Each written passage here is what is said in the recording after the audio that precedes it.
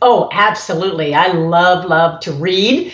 And have read a couple over the last 6 to 12 months. But the one that really inspires me is called Principles by Ray Dalio. He is incredible. What I liked about him is his life story that actually he started his business, which Bridgewater Associates, out of his garage, thinking that he knew how to start a business and everything all by himself. It turned out to be a flop.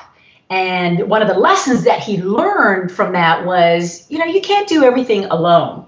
He actually felt that, gosh, if I only had a team, or if I had support or a coach or a mentor of some sort, he probably would be, much farther than he is today. But after borrowing about $1,000 from his dad, he ended up starting up his company, and now he is one of the most wealthiest firms in the country, in the world at the same time. So I really liked the principles that he was sharing. And one of the principles that was really interesting that really can be associated to leaders, which is who my audiences really are these days, or people that want to be leaders, is that he actually utilizes feedback as a gift. He calls it the gift of feedback. And when he gets his team together for those morning stand-ups, he offers feedback. But here's the thing, his employees also offer feedback to him. So here he is the boss, and he's accepting feedback from his employees. How brave is that as a leader? I know. Yeah, it totally is. And he gave a couple examples of what his employees would say. And he's like, really, I never even saw that in me. So he would go to the other employees and he would ask them, is this true of what I'm getting the feedback on? And they're like, yeah, this is true. So, hey, everybody, no matter what level you are, there's always room for improvement.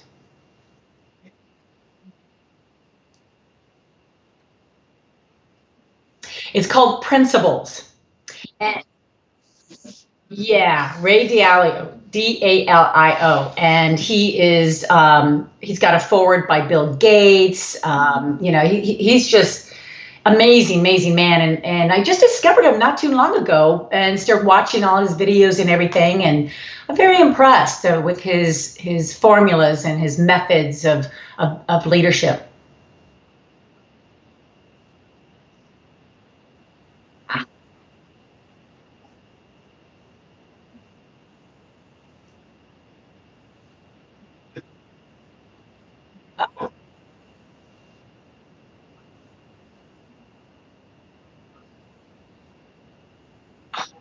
Oh, oh, wow, it sounds like a lot of NFL players that end up being broke too. So that could be a really good book to write. So, and he's a friend of yours too. That's awesome.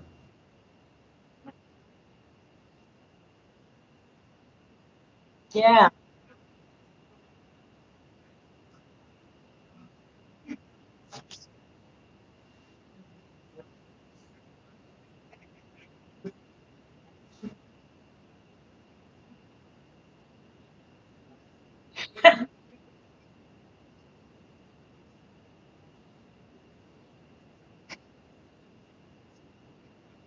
Yeah, I'd be happy to. It is a interesting backstory when I look back at my own life, because I'm actually, as far as I can remember back, I was a Marine brat. And I've traveled and moved so many times. My dad was a Vietnam vet, a pilot, and so proud of him serving for our country and living through all that hardship at that time. But we would move around a lot as kids, so we never really got to grow up with the kid next door.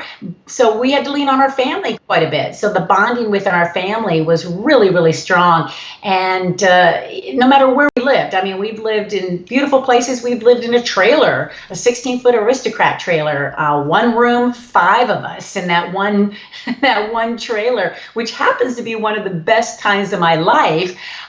looking back, because it really forced us kids to be outdoors. And back then, of course, we didn't have cell phones or any type of digital technology of any sort. So we pretty much got a chance to explore the outdoors quite a bit, and which led me to swimming. We were competitive swimmers ever since I was 7 years old, and all the way through college, and even to this day, swimming with the master's program. I really enjoy it, especially when it's more of a want than a need at this point in my life. But I've always really enjoyed being outdoors and being very, very active. Wow, I like that, being active. I'm gonna do a mic check for all my folks that are listening. Like, Shay, we're hearing her. She's sounding good, but your lips are just moving, Shay. Your lips are just moving. So Tashika Green, let me know you can hear me. Carol Brandon, let me know you can hear me. What's up, Mimi? I see you out there. D. Bolden said, Shay, I can't hear you. Look, Saucony Prince, if my lips are just moving, can you hear me? Do me a favor. Look right below the video. When you look below the video, just put "we can hear you," Shay. Put "we can hear you," because I would hate to do a whole conversation, although I'm hearing some cool stuff. So I'll do a quick mic check. Tashika, Dr. Tashika Green, can you hear me? And if you can, I know some of those names you're naming off. That's awesome. You're joining us. Oh, yeah, they're out there. So she says, "We can hear you now, Shay." Whew. I feel better. I feel like I'm part of this.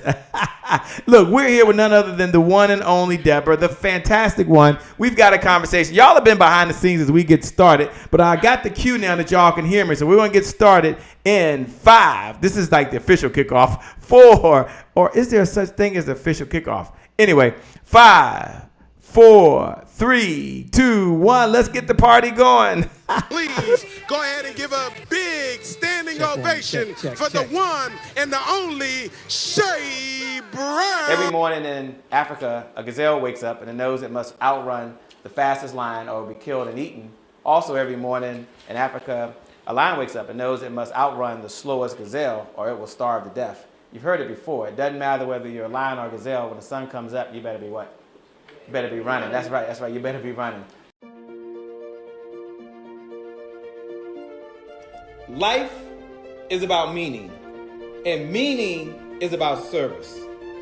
Isn't that the reason why we're all here? Isn't that what we're all searching for? 2013, the Peak Performance Institute was created.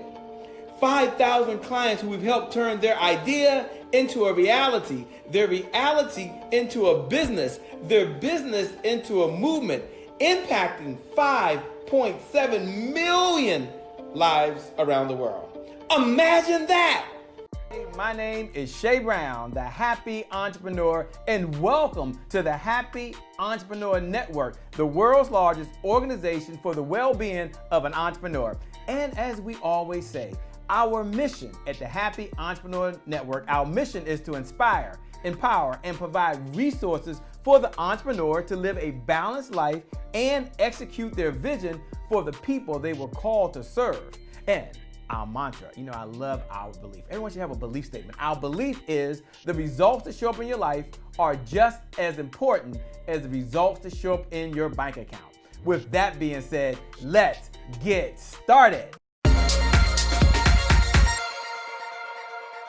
Well, it's a great day. My name is Shay Brown, the Happy Entrepreneur, and welcome to the Happy Entrepreneur Show, the #1 business development and revenue-focused late-night show in the country. And I'm super excited. I'm over the top. I'm diving into the pool. I'm joking, because I get an opportunity and you get an opportunity to listen to and speak to the one and only Deborah Gardner, all the way from Phoenix, Arizona. She had me say that, by the way. She actually sent me this document that said, this was a while ago, Phoenix, Arizona. What's going on, Deborah? How are you? Oh, I am thrilled to be here. This is so exciting just to be on your live show with all your fans. I'm thrilled to be here. Well, we're thrilled to have you here. We're really excited. I know one of the things you do is you speak on stage. You spoke over, I think, 65 stages in one short stretch before. You've done so much. But before we get started, I'd like to just ask one question, just one question. how did you get into this whole swimming thing that's going on, by the way? Because I know we're going to talk about you and in business. I get that. And I know we're going to talk about what women can do so they can sell without being in a short skirt. I get that. And I know you're going to talk about how to compete in the fast lane, because as a swimmer, as someone that competed for the Olympic trials, for someone that teaches it, it's part of who you are. I know you're going to do that, but I got to ask the question before we get started. How did you get started, and why do I do that? Y'all might be asking, Shay, why are you starting there? What's so important about that? Because one of our beliefs here is we believe that the results that show up in your life are just as important as the results that show up in your bank account. Let me say that again. What's up, Jacqueline?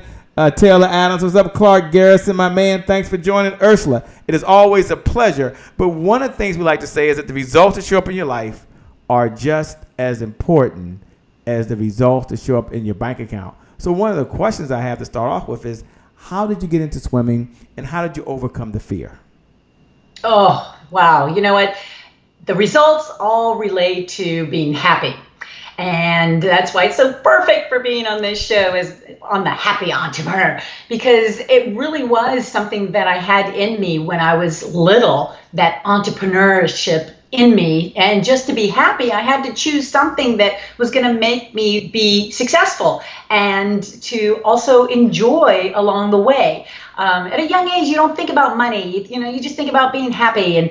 And one of the things that made me happy was to swim, because I tried all other types of sports. I tried all different things in life, but I really gravitated to sports because my entire family was in some kind of sports. My brother played basketball. My dad was a coach. My mom played tennis. My sister was a gymnast. It's like, what is Deborah going to do?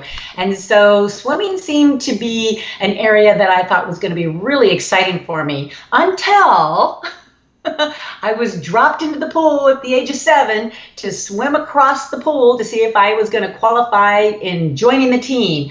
And instead, I was very fearful. I was scared the moment I dove in or just crawled in, because I really thought there was a shark that was chasing me across the pool.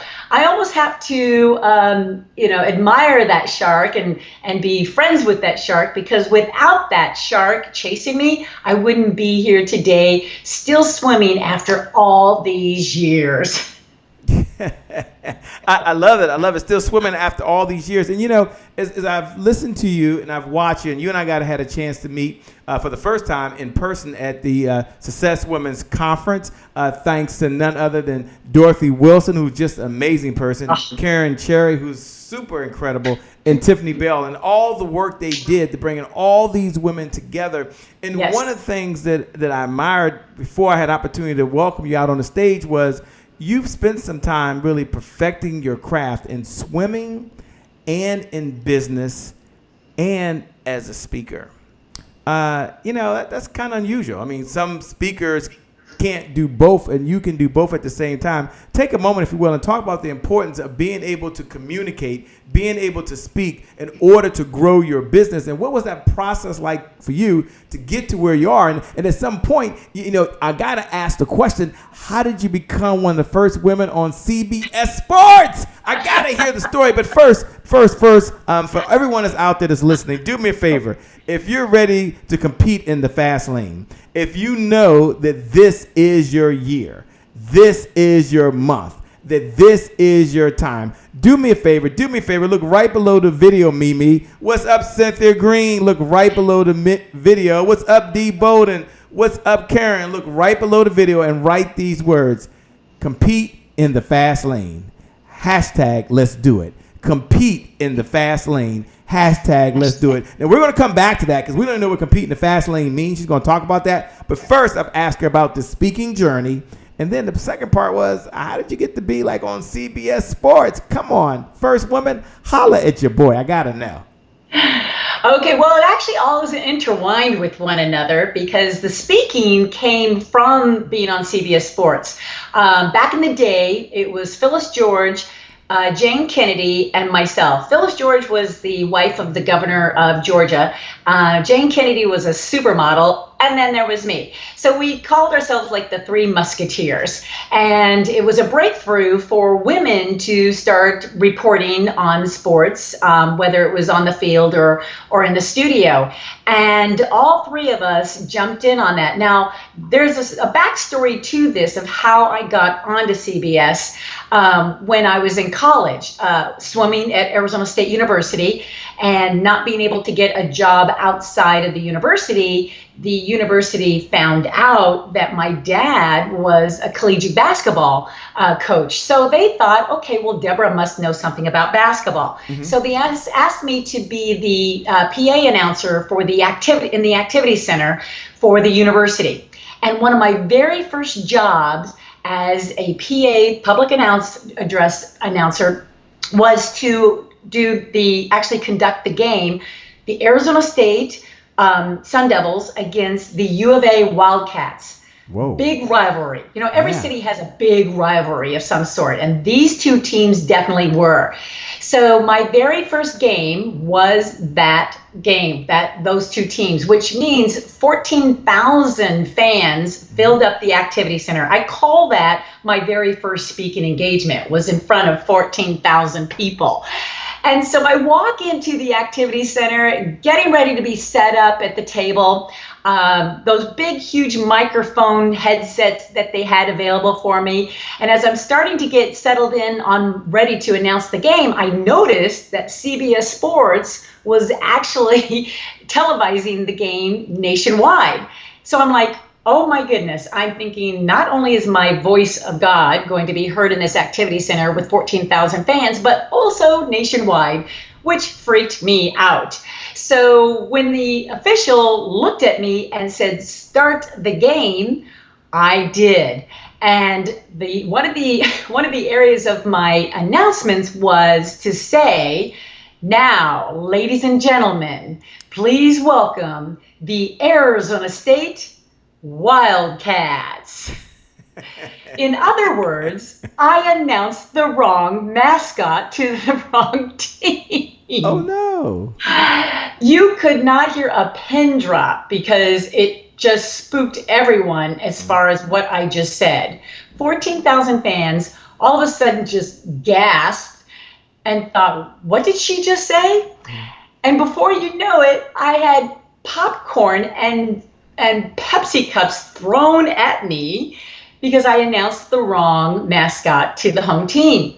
Even the head coach came over to the table and just stared at me. So this was a huge failure, big mistake from my very first, I consider my speaking engagement, and pretty much crawled underneath the table as a young 20-year-old until my boss, who his name is Rich Ripley, believe it or not, came over and put his hand over mine and he said, Deborah, just keep going. Just keep going. And so I did. I put those big, huge, earmuff microphones on my head and I started the game. I started announcing it. And before you know it, the boos started to go away. Of course, the next day, the coach wanted me fired, which you can't do to a student athlete. And before you know it, I end up working for CBS Sports at the same time. What? Yes. Crazy, right? Yeah. So you just never know. And although that's when I first learned, failure, making mistakes are going to happen. And yet you've got to keep going. You just got to move forward. And you'll never know what the outcome's going to be if you're going to be working for CBS Sports or not. And sure enough, I did. It was fun. I love it. I'm listening to Irene Murphy. She says, love it. Wow. Danny Don Hutcher is in the house. He says, good evening, by the way. Compete in the fast lane. # let's do it. He said, West Virginia is in the crib, by the way. He wanted to let you know here. Jacqueline Taylor is in the house. Cynthia Green says, compete in the fast lane. Let's do it. Mimi said her mistake was her success. That is so true, Mimi. That is so true. Thanks for joining. Cheryl Diane said hello. She's in the house. They're watching right now. They're listening as you're sharing that story. And the lesson that you would give to us as entrepreneurs, the lesson that you would give to all of the viewers right now that are listening, what's the lesson? What's the takeaway from your experience that you would share with them? Well, from that experience alone, actually drew me toward what I love to do. So, although it might have sounded like, a failing situation, it could be your calling. And it certainly was for me, because once I tackled that, once I knew what it was like to fail, that created my success for speaking. And it took all the fear away from everything and anything, just like the shark that was chasing me. That put the fear aside. So all I can say is, fail fast, you will win fast. So take it for a sign, a calling, that there could be something really special about you and the situation, putting that together, something that really can pan out for you in the end. It sure did for me. And now I never run away from fear. I like to go toward it. I like that. I like that. Fail fast and be successful. I love it. I love it. Fast. I didn't hear you. You fail fast, you'll win fast. You fail fast, you win fast. Everyone do me a favor. Everyone do me a favor. I want you to look right below the video. Look right below the video and just write those words. You fail fast, you win fast. You fail fast, you win fast. Now, why are you writing those words? They might not even resonate with you. But there's someone out there right now that might be on the edge of the pool and thinking, should I do it or should I not? There's someone else that has been booed, whether it came directly or indirectly right now. And you want them to know, you know what? You fail fast. You what, Deborah? You win fast. Yeah.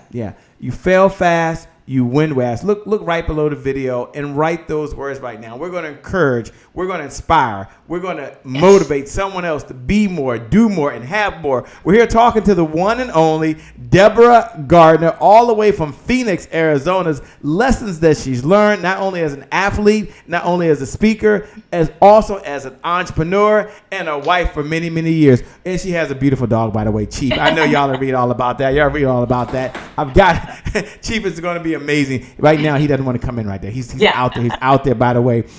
Natalie Dillon's out there. She says, fail fast, you win fast. So true. Tanya Pickett says, you fail fast, you what? Win fast. Irene Murphy said, fail fast, win fast.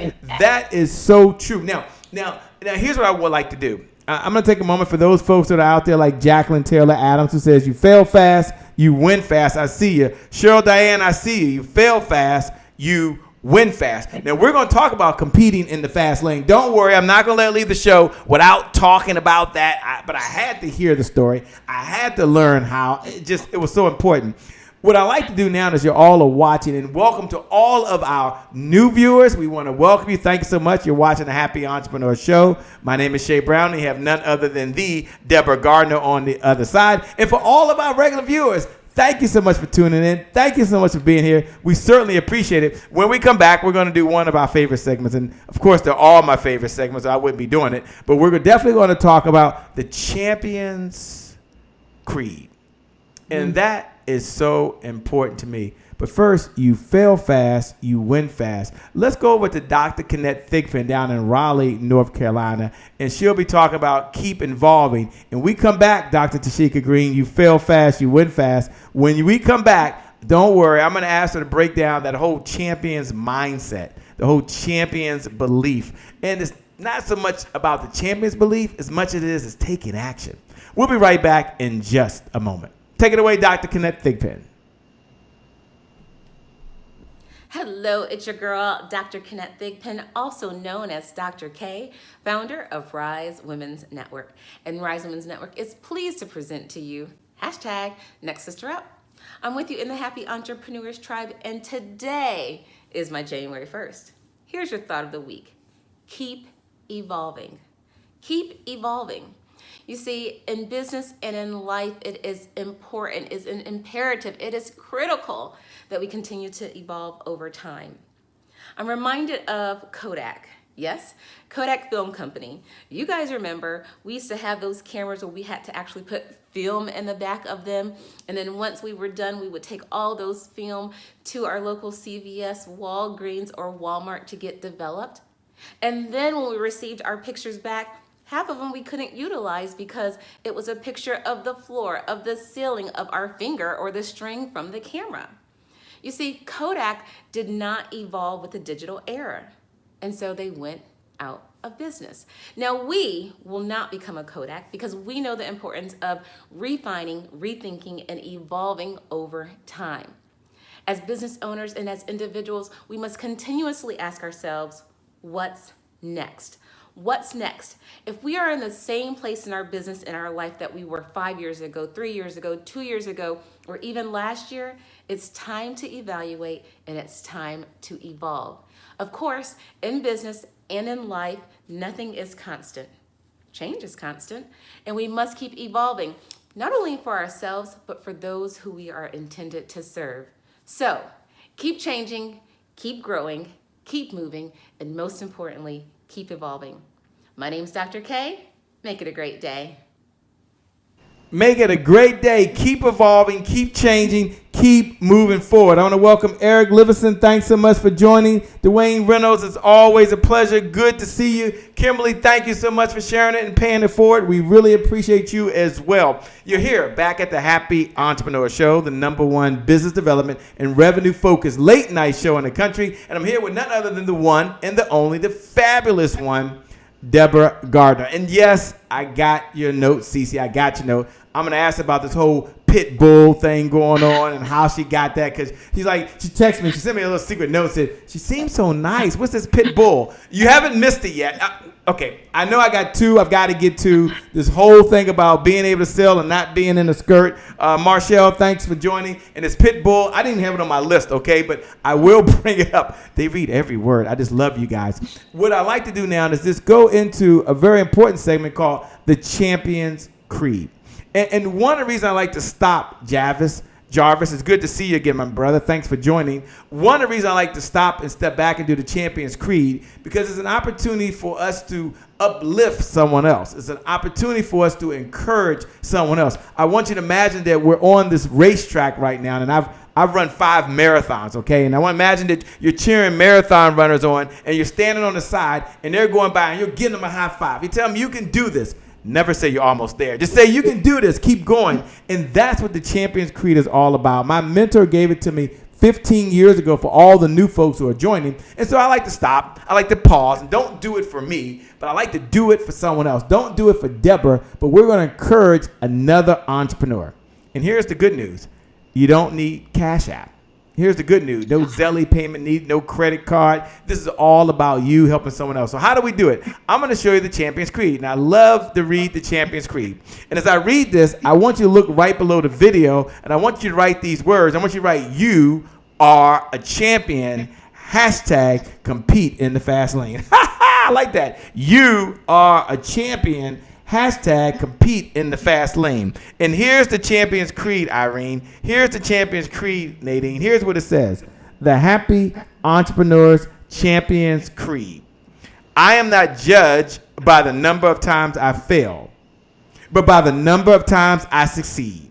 And the number of times I succeed is in direct proportion to the number of times I can fail and keep trying, and keep trying, and keep trying. So what is your responsibility? How do you help out? What can you do? Don't write, I am a champion. I want you to look right below the video, and I want you to write, you are a champion, and you are a champion, and you are a champion. Put hashtag, what? Compete in the fast lane. You're going to keep competing, keep on going, no matter what. And that's for the person that's struggling, but it's also for the person that's doing very, very well, right? You are a champion. Clark Garrison, my good brother out of Atlanta, I'll be there this weekend, says, you are a champion, hashtag compete in the fast lane. So I'm not going to let Deborah just sit on the sidelines. I'm going to ask Deborah if she would take a moment and if she would read the Champion's Creed.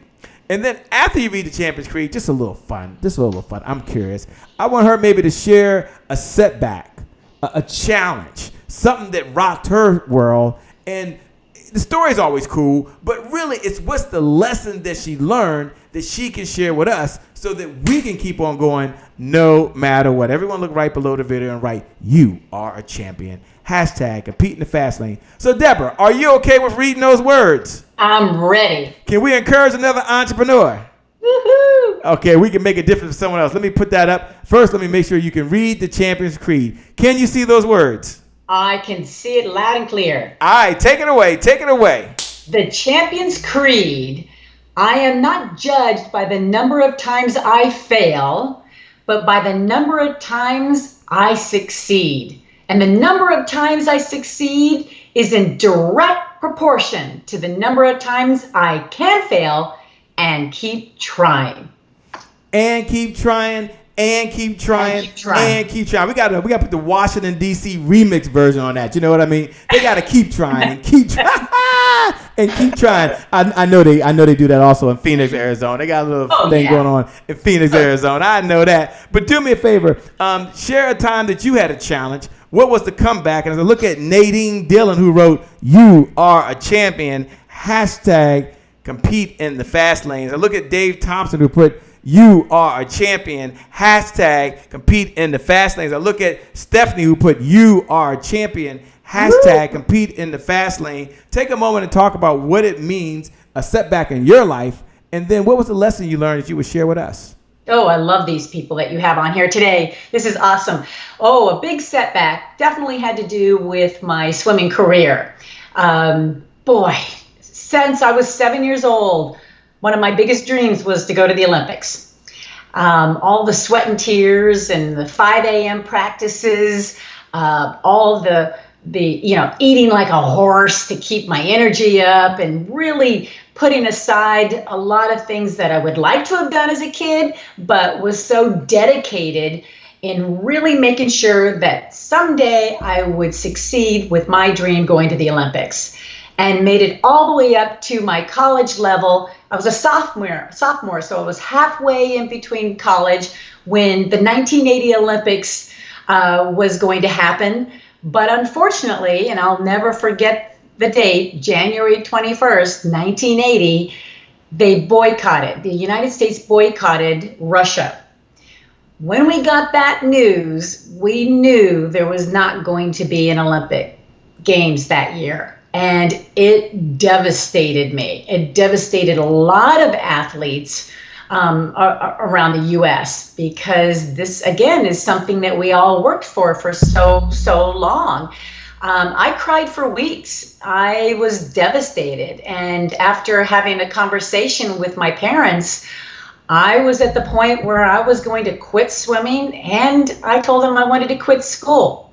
But thank goodness I have them as good mentors and good coaches, because they said, Deborah, life happens. Things happen for a reason, even if it's out of your control. But they said, if you actually, take a look at what you learned and kind of shift your mindset, you will get that control back. So of course, at 21 years old, I'm thinking, well, no, I don't understand how that can be. But then they said, be proud of what you have accomplished. Now be proud of what you're about to accomplish. Now that resonated with me because I felt, even though I was only a 21-year-old at the time, that, boy, there must be so much more out there that I'm missing out on that I know I can succeed at. But, and so, yes, I finished out my 4 years of college swimming, which was great. Took a leave of absence just to kind of detox for a little while and got into the corporate world for about 10 years. And then I came back, and which really told me you're never too young or too old to hustle. Nothing's ever too late. And have been doing it ever since, and can really claim as a national master swimmer now because of it.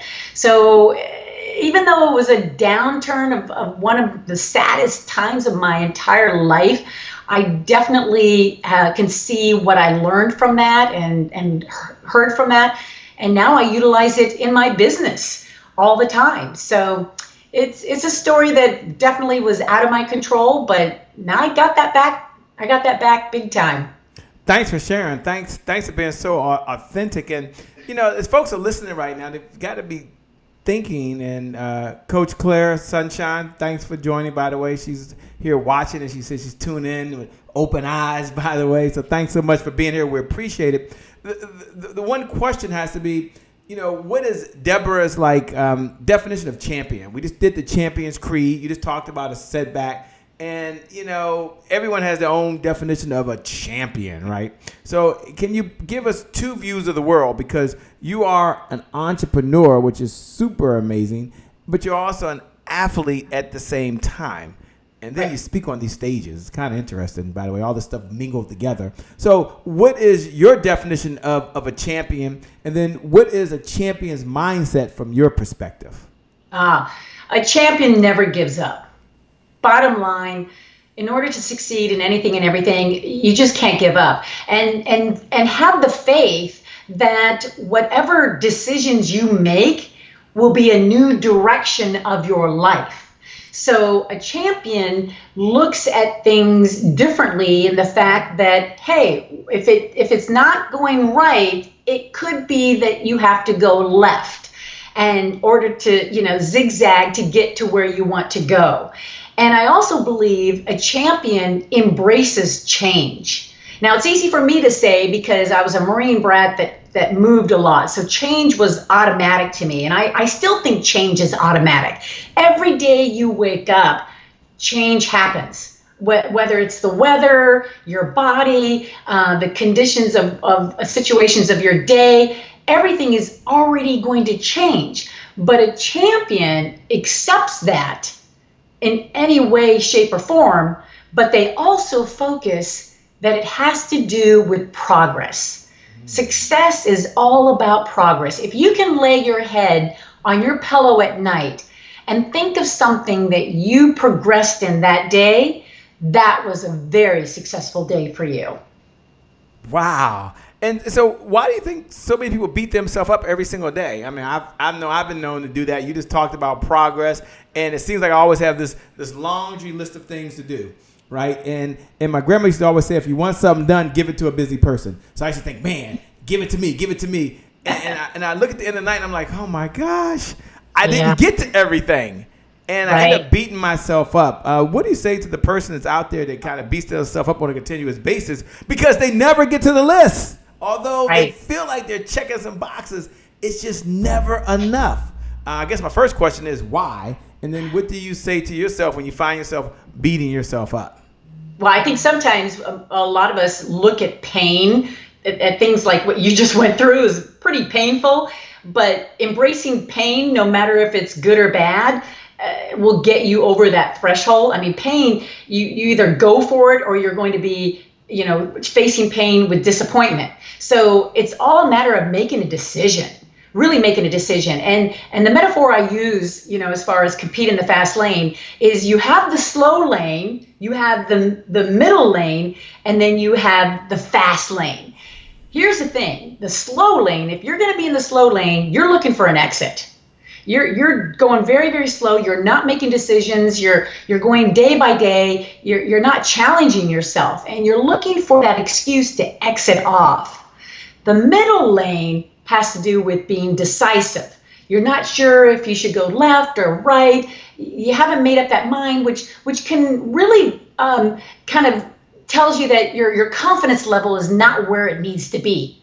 But if you were able to move to the fast lane, and really not only stay up, but move ahead yourself and not speeding. As a matter of fact, my whole saying is, slow down to speed up. But be in that fast lane and really think things through. One step at a time. That's where multitasking kind of gets in the way of things. I think it's a matter of being aware of your speed. It's being aware of who's around you and who you're passing up and who you're hanging out with.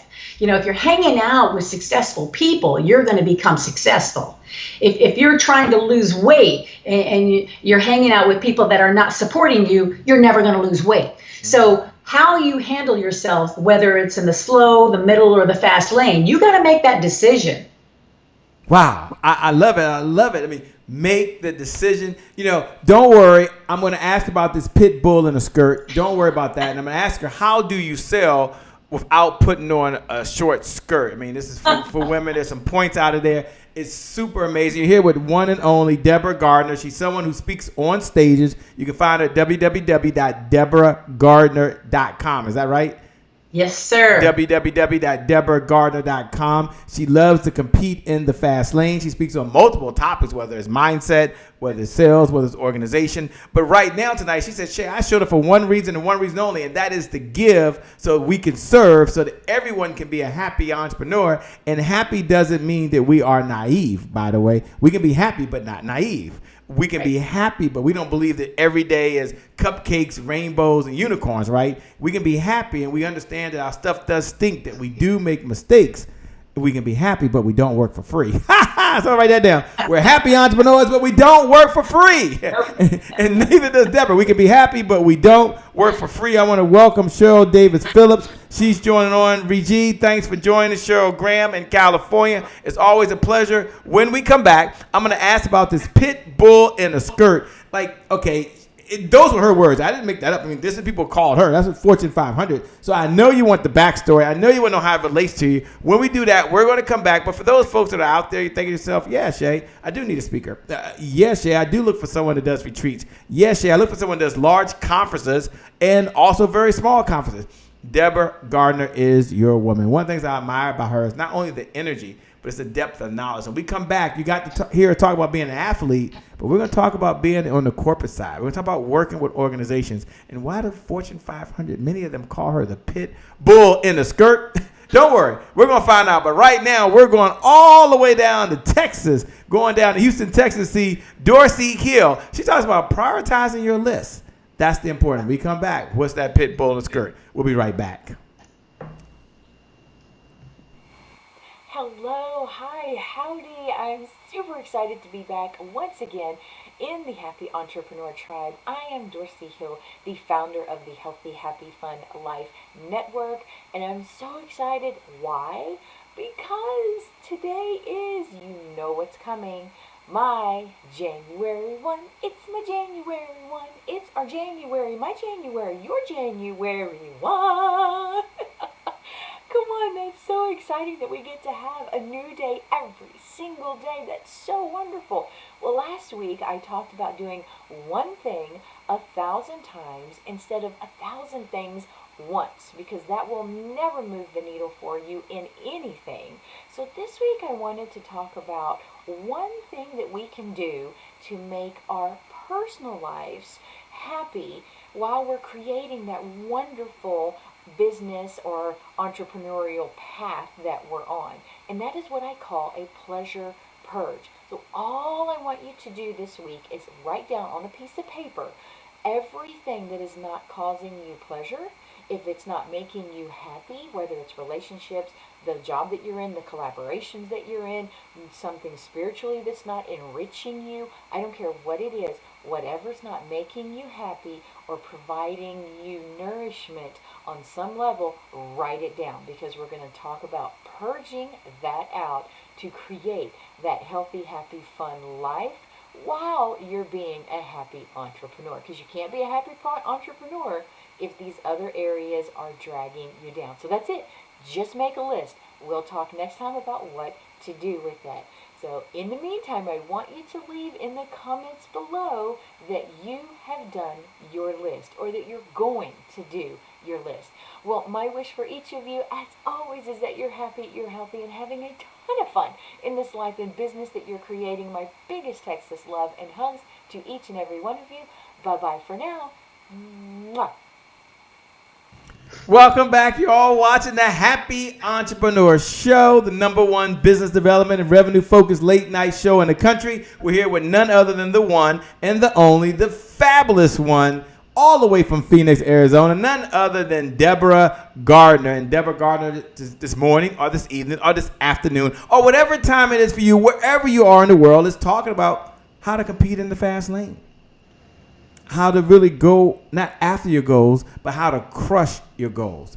And at the end of the day, how to be more, have more, and give more. One thing I like about Deborah Gardner, she does believe in what we call the giver's economy. And the giver's economy says the person that outgives their competition out-earns their competition. Let me say it again. The person that outgives their competition out-earns their competition. One thing I like about Deborah is not only did I get a chance to meet her at the Success Women's Conference in Mississippi, which was super amazing, but she came to give. She came to give her expertise. She came to give of her time, and we had a conversation. She said, hey, if there's a way I can connect you, I'm going to make sure that happens, Shay. And you know what? She actually did it. I mean, I'm not saying most folks don't want to do it, and sometimes you don't find yourself in a position to do it. But for whatever reason, I get this email. She says, hey, I met this person. I want to connect you. And so she believes in the giver's economy. She believes in not only in making money, but having more meaning in the world. And you can, for everyone listening, you can. What's up, Evan, my man? You can make $1 and a difference at the same time. If that's you, look right below the video. Look right below the video. You know, you got in business to make $1, but you're also making a difference in your family. You're making a difference in your community, and you're making a difference in the world. You can make $1 and a difference at the same time. So with that being said, I've got to slow down before we quote unquote speed up. And I've got to ask Deborah about this whole one-liner that's got my phone kind of buzzing, these little text messages coming in from these women that want to know about this pit bull. I did not come up with the term pit bull. It's true. You can go to her bio, go Google her, go to her site, DeborahGardner.com. She says that herself. I mean, it's in her writing. But Deborah, can you frame this conversation, give us the narrative of this pit bull in a skirt, as Fortune 500, many folks have called you, why they call you that, and what's the relevance, please? Absolutely, absolutely. Well, the Fortune 500 companies that I've been servicing really is a tight niche type of group, more so than I ever thought, because they're the ones that actually came up with that. I didn't call myself the pit bull in the skirt. They came up with that, and that's what I'm known for in that arena. And the reason why they call me the pit bull in the skirt is not because I'll wear a mini skirt, which I won't.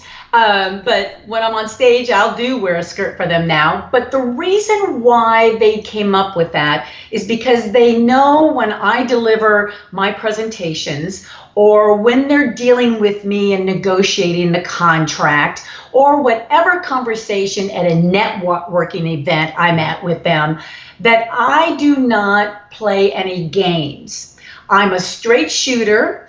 I will make sure that they are being heard. They want to make sure that I want to make sure that, you know, they are special at the same time. So I give them the attention that they deserve.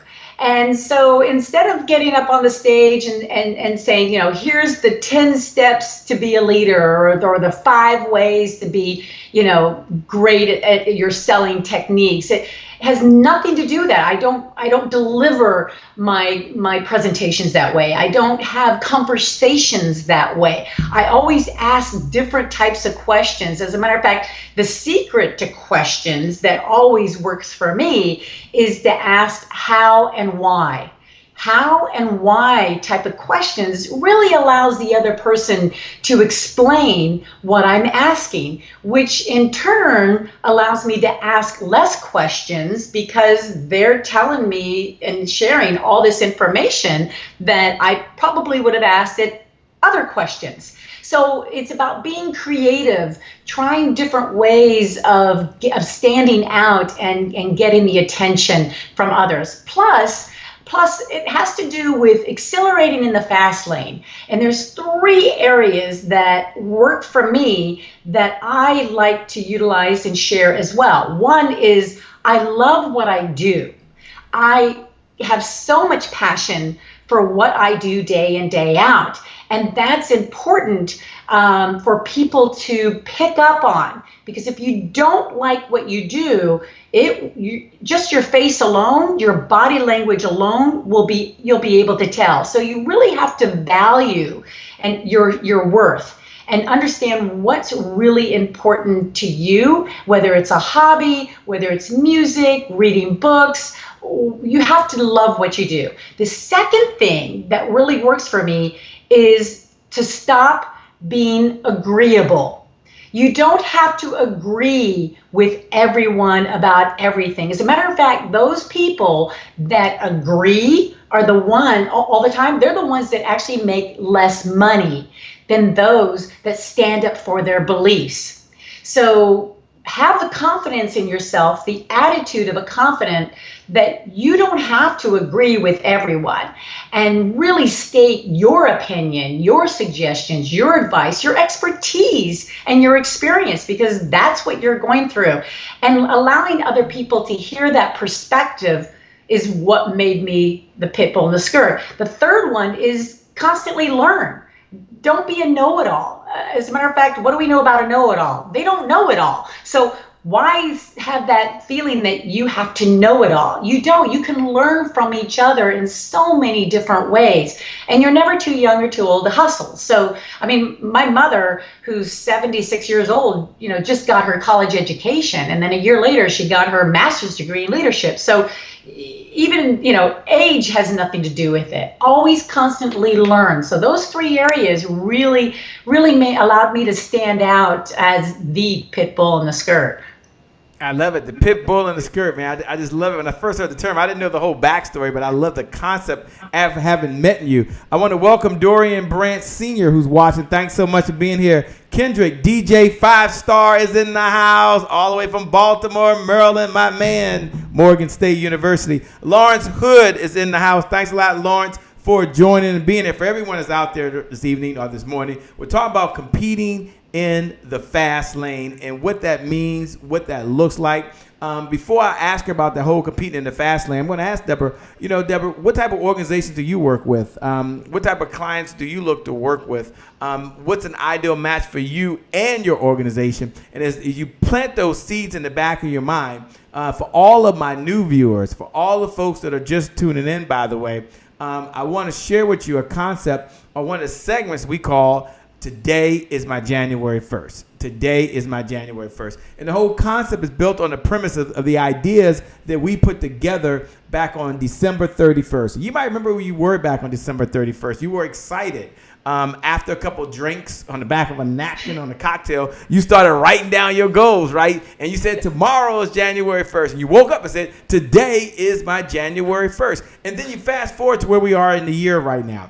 And for some of you, you're on track, but you want to keep going. So every day you remind yourself is your January 1st. You can renew. You can restart your finances. You can restart your health. You can restart your relationship. You can restart your diet. You can restart building your finances. Whatever it is for you, it's a rebirth for you. So here's what I would like for you to do, because I like to stop and slow down. I like to pause for a moment because I like what they say about the zone diet. I've never done the zone diet, but they say that the zone diet, their mantra is we're one meal from being back on track again.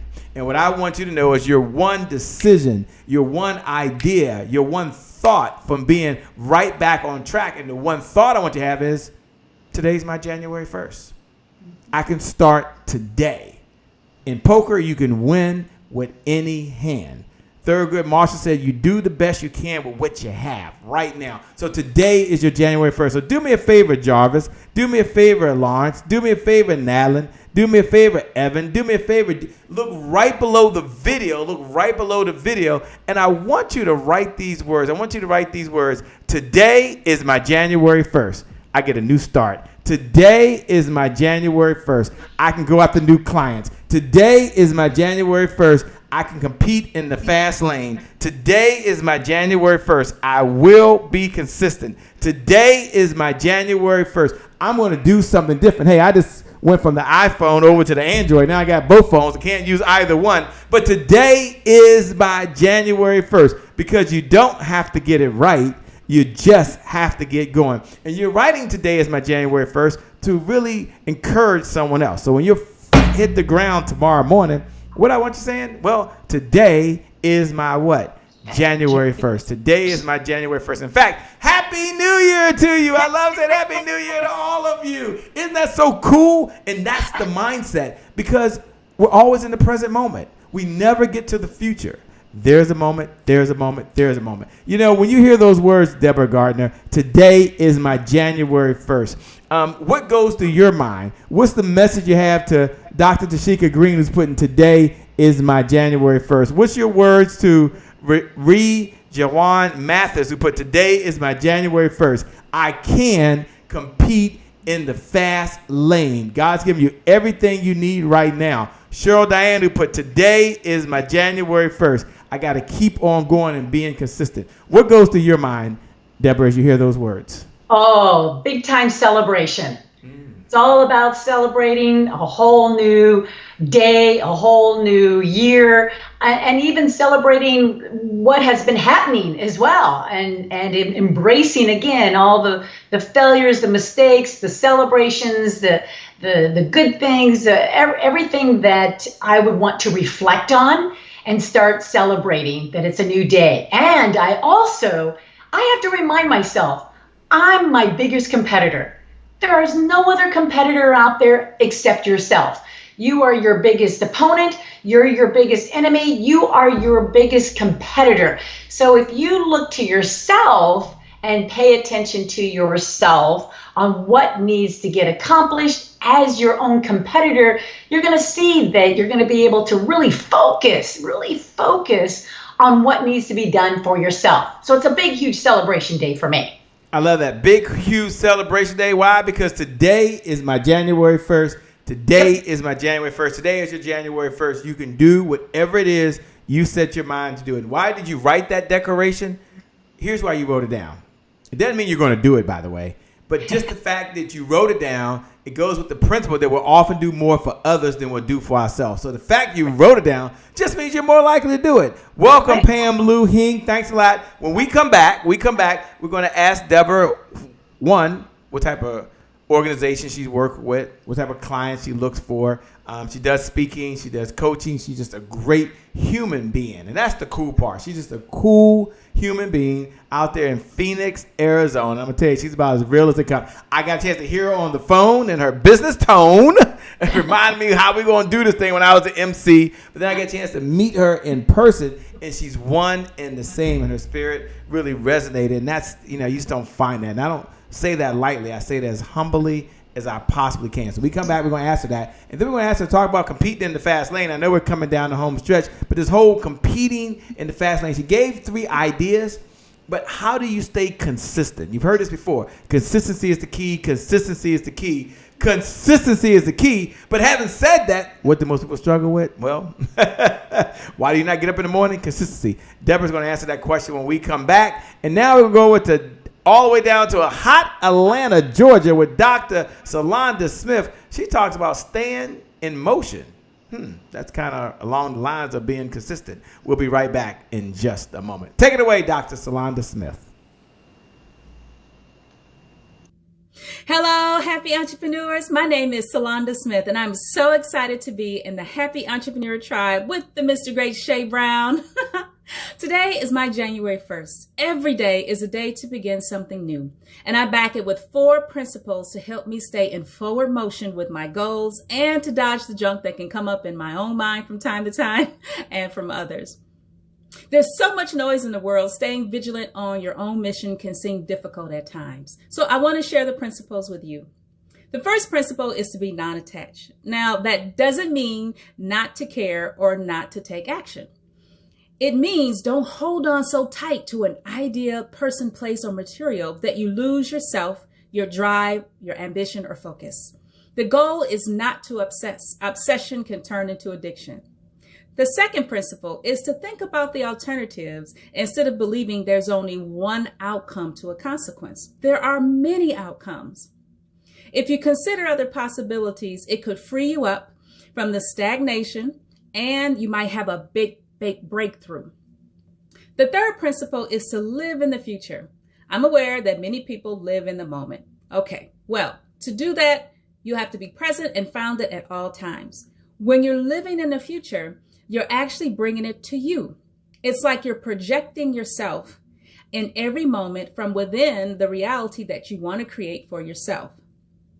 And the last principle is to always look for the benefit of any experience, whether it feels good or bad. Feelings are fleeting and aren't always a good measure to make the best decision.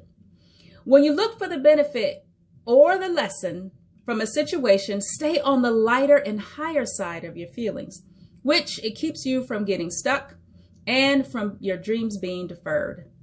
So, happy entrepreneurs, use the NAFBs anytime to keep your channel of attraction clear. Mark your calendar with every day as your January 1st and create a life of peace, ultimate adventure, and infinite abundance. I see you all getting what you want out of life, and I hope you can see it too. Thanks, Shay, for allowing me to share today. Today is my January 1st. No question about it. We're here with none other than Deborah Gardner, by the way. And boy, are we getting a lesson. We're getting a complete lesson from the person that has competed in the sports at the highest level, who competes in business at the highest level, who also speaks, coaches, and trains and mentors folks at the highest level. And so now we've kind of come full circle back to this compete in the fast lane. So I'm going to ask her to kind of talk about that and talk about it from a mindset perspective. And then when she finishes, I'm going to ask her, like, well, who do you work with? What organizations do you look for, by the way? But first, this whole compete in the fast lane. You gave us 3 ideas earlier. Break it down if you can from a mindset perspective, because I know that's something that you really do. And can you relate it a little bit to business? We have a number of entrepreneurs that are listening. Even if you're not an entrepreneur, you'll be able to benefit from this because she gets into selling, she gets into the mindset. So I'm asking her to kind of take 3 ideas from over here and 3 ideas from over here and kind of merge and share, which is very difficult. But she's Deborah Gardner. She's competing in the fast lane. Here's what's cool. I don't have a list of questions in front of me I got to ask her. She said, Shay, we can just have a conversation. What's up, Nikki? She says, today is my January 1st. What's up, D. Bowden? Today is my January 1st. What's up, Eric? Today is my January 1st. Indeed, it is your January 1st. And indeed, you are here with Deborah Gardner. Deborah Gardner, take it away. Oh my goodness, there's so much I can jump on that. It's my January 1st, no doubt about it. Starting here on the Happy Entrepreneur, I'm having a blast. I think entrepreneurs need to realize that the best way to actually succeed in anything and everything that you do has to do with action. I mean, action equals results. No action equals results. It just depends on what kind of results you want. So you have a choice, either put it into action or not. And I know being an entrepreneur, it's all about making sure that there is action involved. And to know that facts, really stating the facts and getting down to the facts of things that you want to know or do, facts don't care about emotions. Emotions sometimes can get in the way, and we need to control that, but really stick to the facts. And that's why I work with leaders that have teams, leaders that have sales teams or deal with customer service or like to negotiate. I work with those leaders because I want them to understand where their team comes from. So instead of talking about leadership, it's really like getting them to see where the others are standing among their brilliance and their expertise and their coaching and mentorship. As a matter of fact, I talk when I do get to work with their teams as well. I always mention to them, who is your mentor? Who is your coach? Other than your mother or your boss or somebody like that. I always say, who is your best client, and maybe asking them to be your mentor, somebody on the outside of your company or organization. Or here's one even better. What client do you have that you didn't get along with? Ask them to be your mentor or coach. I mean, think about your client or somebody that you've worked with and you didn't get along with, how much you learned from them. And yet you might be afraid of them. Again, it's about getting into the pool, get in the pool and let that shark, swim with that shark along with you instead of chasing you. Well, one of those things is if there's somebody you don't work well with or want to get a client but is difficult, ask them to be your mentor, your coach. You will see their behavior and their attitude toward you change so quickly, and it'll make you bond with them to where they will become one of your fans. And it's all about creating fans. And you can do that with anybody and everyone just by asking to be a mentor or coach. I love it. By just asking to be a mentor and coach. Now, you mentioned you work with organizations and you also do speaking as well. This is a loaded question, but what's 1, 2, or 3 keynotes that you typically give? Just just to give a frame of what you work with, because I know you say you work with teams. They can all visit DeborahGardner.com and get the details. But look, we don't have time to read. We're just hanging out. So if you picked one or two or three key areas, what would they be? I think you just said it, but I want to make sure that folks that are listening, that might be out there and thinking, hey, should I contact Deborah Gardner? Is she someone that might be willing to come to my organization, participate in my retreat, maybe show up at my nonprofit, or maybe speak on my stage, or maybe Skype in? Is she that type of person? I'll tell you the answer is yes, right? Can she give you everything in less than a minute? No. But she can let you know she works with entrepreneurs and organizations. You just heard her mention that, and teams. But I'll let her mention it to you, maybe one or two of the type of keynotes that she typically gives as well. Yeah, absolutely. And depending on the audience, from women's groups to sales groups to entrepreneur groups, I totally enjoy the challenge. The only requirement that I have is that they need to be prepared for the pit bull and the skirt, because the audiences that I get a chance to work with have to embrace creativity, innovation, something that their audiences haven't seen before. We are in what is called the experimental era. Audiences today really want something new and different, and we're dealing with, in 2 more years, actually 2023, we're going to be dealing with 6 different generations in our audiences, in our companies and organizations. And so to connect with that many different generations, it takes creativity. And the reason why I know this is I have about 30 years of experience in the meetings industry.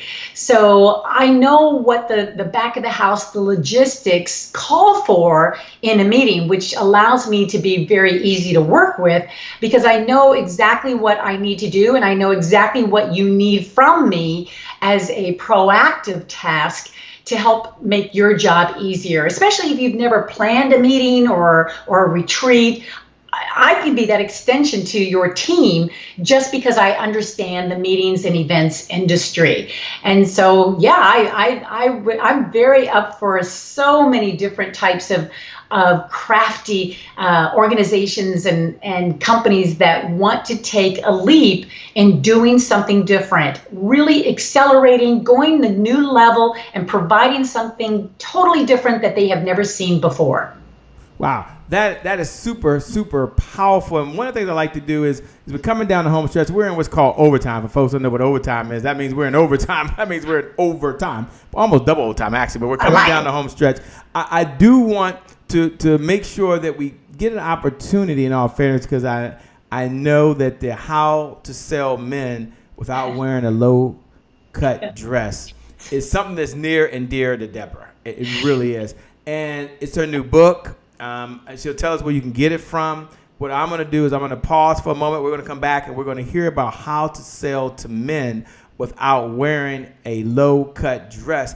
I know that's one of the things you want to know, and I want to know as well. And then from there, we'll go rapid fire, and then we'll bring it down the home stretch. First, though, we're going to take a moment and pause. We'll go over to Kim Warren Martin, all the way from Silicon Valley. She talks about you can have it all. You can have it all. Is that really possible? Well, let's go hear what Dr. Kim Warren Martin has to say. We'll be right back. Good day, happy entrepreneurs. Today is my January 1st. I'm Dr. Kim Warren Martin, founder of Successful and Fulfilled, and looking forward to concluding the thought that you can #have it all. You don't have to sacrifice your success for fulfillment, nor do you have to sacrifice your fulfillment for success. You can have both at the same time, as long as you're the one who defines what they both mean to you. Now, if you missed parts 1 through 4, be sure to go back and check out the videos in the Happy Entrepreneur Facebook group. Today, I want to share my responses with you to the 3 questions we've been asking. So here's what I concluded after answering each question 7 times uniquely. Who am I? Well, I'm a woman on a mission. What do I want? I want to change the formula we currently use to do life. And why do I want it? Because I believe every woman was born to live in a soulful state of fulfillment. So putting that all together, I'm a woman on a mission to change the formula we currently use to do life so I can help women reach their full potential and live in a soulful state of fulfillment. I love that. So for me, I know that everything I do in life must contribute to this mission. Doesn't matter how much money I make or what accolades I get, I won't be fulfilled personally if I'm not helping women live up to their full potential and find that state of fulfillment for them individually. So what did you come up with? Does it resonate with you? Are you aligned with it? If so, that is absolutely wonderful. So you go. If not, there's some tweaking to be done. This is foundational and you can do it. Just go through the exercise again to really determine if you're on the right path and on the right track. I'm Dr. Kim Warren Martin, founder of Successful and Fulfilled, letting you know that you are amazing and you can #have it all. Until next time, make it a great day. Back over to you, Shay. You can #have it all. Someone do me a favor. Look right below the video. Look right below the video and just write these words. You can #have it all. You can #have it all. It is possible, and you don't have to wear a low-cut dress. I'm just joking. I got transition. I need training. I know I need training. Maybe I'll take another class somewhere. But we are here. Welcome back. I got to get formal. Welcome back to the Happy Entrepreneur Show, the #1 business development and revenue focused late night show in the country. But in all seriousness, I'm having a bunch of fun. I'm having a blast talking to Deborah Gardner, but we're coming down the home stretch. She's super cool, super amazing, just a fantastic person. But she has this book.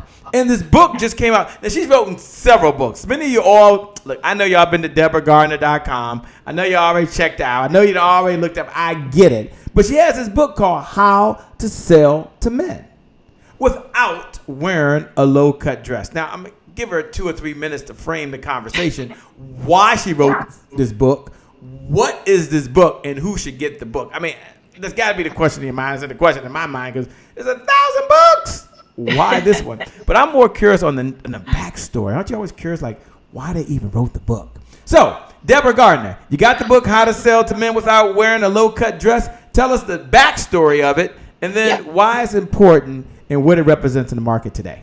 Yeah, well, as a woman, growing up in the corporate world, after my swimming career, I wanted to reach out to other women that, hey, you can succeed by actually utilizing the other gender, the men. And so this book, which is so close and dear to my heart because it was in my head for about 5 years before I actually put it down on paper. And the reason why I did it was to really help women succeed. However, I wanted to do it in a very creative way. So what did I do? I interviewed over 400 men to help me write the book. In other words, men wrote the book. I did not. And the reason why I wanted women to hear from the horse's mouth all the questions that I had that I know they have too. And it can be something as simple as, body language, how to word things, if you wanted to get a raise, a job raise, what kind of wording should I utilize that will help him, help her boss, who could be male, to say yes. So it all came to full circle by actually developing all these questions that women have, go out and interview the men, because as you know, as a broadcaster, I always enjoyed interviewing other people, and putting this together has been very, very popular. And here's even the irony of it, is that men should actually be reading this book too, because wouldn't you think that they'd want to know what other men are saying about them? Yeah, that's good. Right? Yeah. And so now the next book I'm doing is I'm interviewing women for a book for men, and it's called How to Sell to Women Without Losing the Remote Control. So when I do all my sales training for corporations and organizations, I bring up the gender version of the sales technique, because if we understood each other almost, as close as we can when it comes to selling or negotiating against each other, there's a lot of advantages in knowing how the gender reacts and behaves. So it's very interesting when I get to talk about this topic. First of all, I appreciate you sharing the book, sharing the backstory on this particular episode. Thank you so much. Certainly we'll do a deeper dive. I do want to take the next few minutes. First, I want to encourage everyone, go get the book. No, go get the book. Deborah, where can they go to go get the book? And, some of you are going to get the book for yourself, and some of you might want to buy a group of 10 or 20 or 40 or 50 for your organization. I get that. So I'm going to ask Deborah, where do you go to get your copy of the books or to buy bulk books? Because maybe you want to have it for your conference, for your convention, for your retreat. And that's very, very important. And then, of course, you want to give Deborah a call. Bring her on in to talk about it or customize it for your event. So, Deborah, where can I get the book? Yeah, absolutely. They can go to Amazon, the ebook version or the print version. And even better yet, contact me directly through, DeborahGardner.com. I would be happy to personally autograph them or add a page in there that is from your CEO or president of your company organization to add into the book. Happy to hand deliver it to you if I have to. Oh my gosh, that's like super amazing. I love it. Well, as we close out or come down, I do want to just do a quick rapid fire. It's one of the fun things we like to do, something called rapid fire, which is ask a few questions as we close out. So when you hear the word greatness, because that's thrown around a lot, I declare greatness, or I am great, or you have greatness inside you. But when you hear the word greatness, you put it in context of business and getting results. What comes to mind to you? Success. Big time success. Greatness is allowing you to be where you wanted to be, but also to give back. As you know, I love to do that. So when you get to that greatness level, there's an opportunity for you there to actually share your knowledge, your greatness with others. Sure. And, anybody listening's got to ask the question. You might have answered a couple of times over the time we've been talking, but why does Deborah do what she does? I mean, you've got so many skills. You can do so many things. You could go be a coach and coach other folks. You were telling me earlier you're going to be training adults on how to swim. So the question is, what's Deborah Gardner's big why? It's all about being my biggest competitor. That's me. I like to improve. I'd like to move forward. I'm a Leo that loves to take on challenges and to see how I can take a challenge and recover from it. I'm just not afraid of failure or making mistakes anymore. I'll climb that highest mountain just to see if I can do it. You only live once. You might as well take the risk and try something new and different. Tommy Lasorda, if you know the baseball great, yeah, you absolutely. Like baseball, right? Yeah. LA, come on now. Yeah, baseball is awesome. Yeah. And Tommy Lasorda is one of my favorite. He was the manager, right, of the LA Dodgers. And he said that people and business and baseball are all pretty much the same. He said because of that, he said there's three types of people. There's people that make it happen. There's people that watch it happen. And then there's people that wonder what happened. Mm-hmm. Which one are you? There you go. So yeah, those perfect. are the three things you got to think about when you want to progress in your own one life to live. Sure. And how does Deborah Gardner want to be remembered? I mean, the hourglass is draining on all of us. I mean, every single day. And when your day comes and we all get our wings and move on, how do you want folks to remember Deborah Gardner? Yeah, well, definitely I want everybody to remember that I did believe in you. I believed in everyone. I believe in faith. I believe that we're all here for a reason, a purpose, and whatever the universe has in store for us, we did the best we could. And I want everybody to know that I did the best version of me. Oh, I love it. As we close out, Deborah, what's your final thoughts, I will say, to the entrepreneurs that are listening, to the single moms that are watching, the single dads that are out there, the person that gets up every single day to go do their best, pay their taxes and make this world a better place.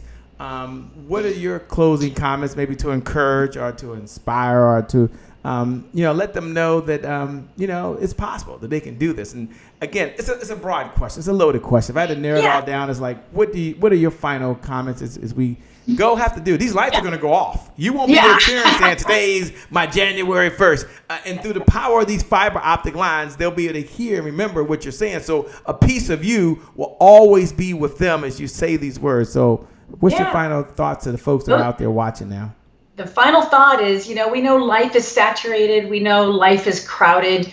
We know we're going 100 miles an hour when we should try to control being in the fast lane. I just want people to remember that it's okay to stop. It's okay to stop and ask yourself, what are you doing? What are you doing? And what does that look like for you? And that's why I came up with the motto, slow down to speed up.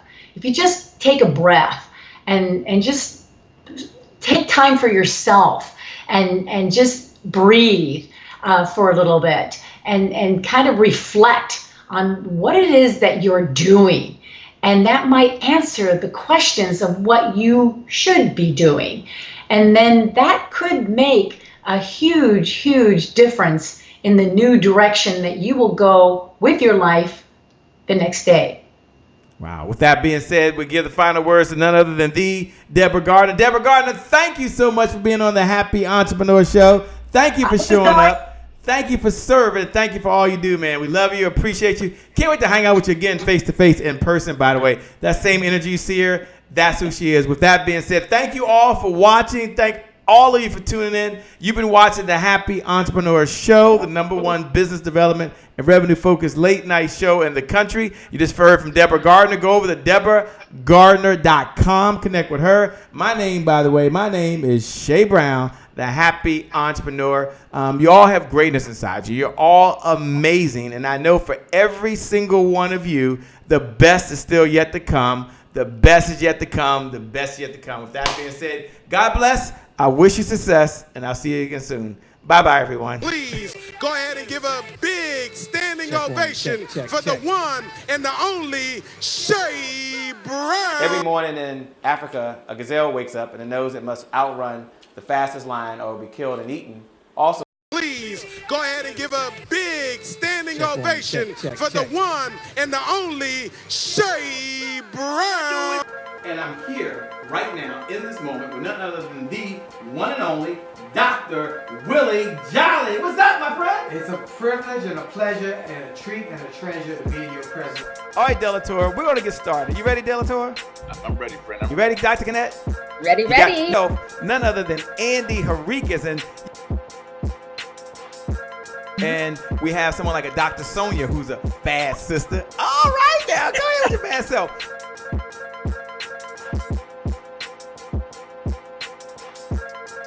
None other than the Kim Warren Martin.